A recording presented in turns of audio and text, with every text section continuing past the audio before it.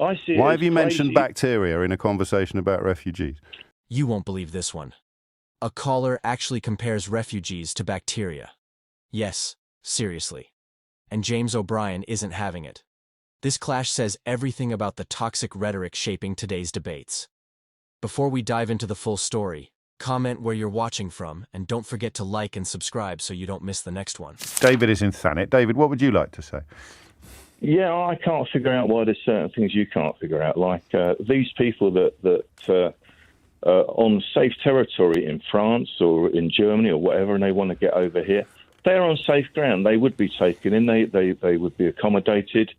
Why do they throw themselves into the sea, risk their lives, and risk the lives of their children? You'd have to download. And risk the lives of their children by throwing them in as well. Yeah, I mean, you'd have to download. I'll give you a quick answer, but if you download yesterday's show, you'll get nearly 3 hours answering those questions, David. But the short answer is, if you ask them, they'll obviously tell you. The circumstances of their lives are such that the prospect of risking their lives in the Channel is preferable to doing the things that you've just described. But they're in France. They're safe. No, but I've answered your question. What's the point? They're not having a gun held to their head, are they? No, but you asked a question. I've given you the answer. For them, it's preferable to risk their lives in the English Channel than it is to stay in the countries that you call safe. They want to stand the chance of murdering their children as well as themselves. No, but you can unravel now with odd non sequiturs. But the answer to the question you asked is really, really straightforward. It's not my fault. It's not my fault that you don't want to hear it. This is straightforward. 2,700 veterans in this country on the streets without homes, other people in social housing, kids dying in social housing because it's so bad. Charity begins at home. We should be compassionate about our own people. Why do you only ever talk about that? Why do you only ever talk about that in conversations about refugees? Because you've never rung me when we're talking about food banks. Well, do I have to? I mean, no, but I'm just interested in why you only care about these issues when we're talking about foreigners, and you never ring me when we're talking about poverty in this country, or indeed about the plight of veterans, which we cover a lot on this programme. It isn't compulsive to tune into your station. No, of course it isn't, but it's interesting that you mention these issues today that we're not talking about, and you never call in when we are talking about them. Why do you think that is? Well, you were going on about Braverman and the fact that you couldn't see why she was... Why do you think that is, that you never ring in to talk passionately and concernedly about the issues that you've raised when we're not talking about them? Well, I've been taking my time over a long period of time to listen to these different issues and formulate ideas of my own. So why would you ring in on a topic that's not about military veterans or social housing? To talk about military veterans and social housing. I'm just wondering what your own answer to that question is. Here we are having a conversation about refugees. I'm going to ring in and talk about. I'm going to ring in and talk about something completely different. No. Listen.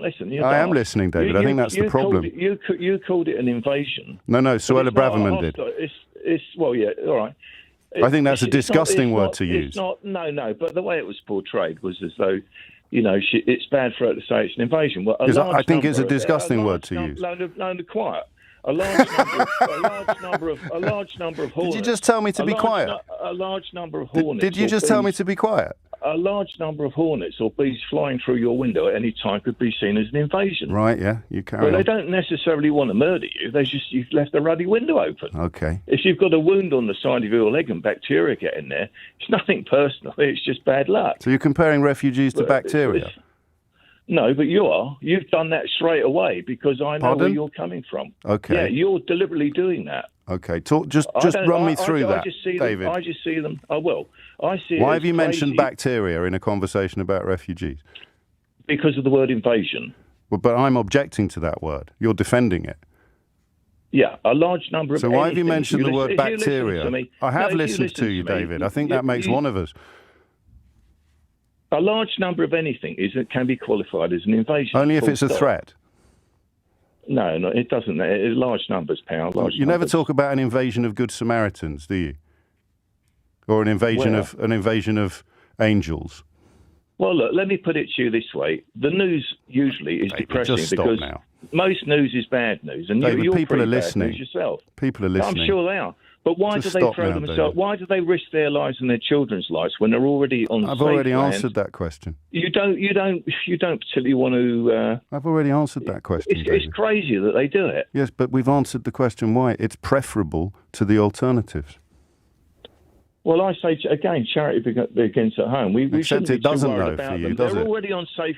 They're already on safe ground in France and Germany. So why do we worry about them? Do you know, the more you repeat yourself, the worse it gets, not better. It doesn't. Only because of your own, whatever you've got in the back of your head. Right. Your own brainwashing. Yeah. Yeah. I mean, most people spend most of their life in the back of their heads. Okay. And Mate. quite honestly, we can't afford to run this country at the moment as things are for our own people, let alone paying the bills for the rest of the world. Yeah. And these other people, as I said, are on perfectly safe ground. Yeah, but you keep that. saying that, and it's utterly irrelevant to the conversation that we're having. But anyway, you crack on and have a great day.